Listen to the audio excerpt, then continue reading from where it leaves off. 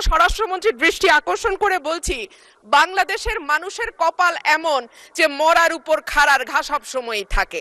দীর্ঘ 15 বছর গুম, বিচার বহির্ভূত হত্যা, হেফাজতে নির্যাতন, নেতাকর্মীদের ধরে নিয়ে গিয়ে পা ভেঙে ফেলা, অসুস্থ করে দেওয়া, এই কালচার ছিল। এরপরে অন্তর্বর্তীকালীন সরকারের সময় মাননীয় স্পিকার আমরা দেখলাম মব কালচার।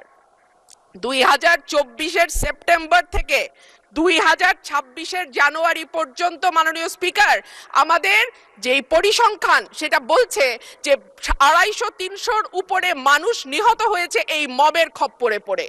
আমার মাননীয় স্বরাষ্ট্রমন্ত্রীর কাছে প্রশ্ন, যেহেতু একটা খারাপ কালচার বাংলাদেশে শুরু হয়েছে এবং আমি নিজেও 21শে ফেব্রুয়ারি সেটার একজন ভুক্তভোগী, সেটা বন্ধ করার ব্যাপারে সরকার কি মেজার নেবে এবং স্বরাষ্ট্রমন্ত্রী এই ব্যাপারে কি কি পদক্ষেপ নেবেন? ধন্যবাদ। ধন্যবাদ মাননীয় সদস্য।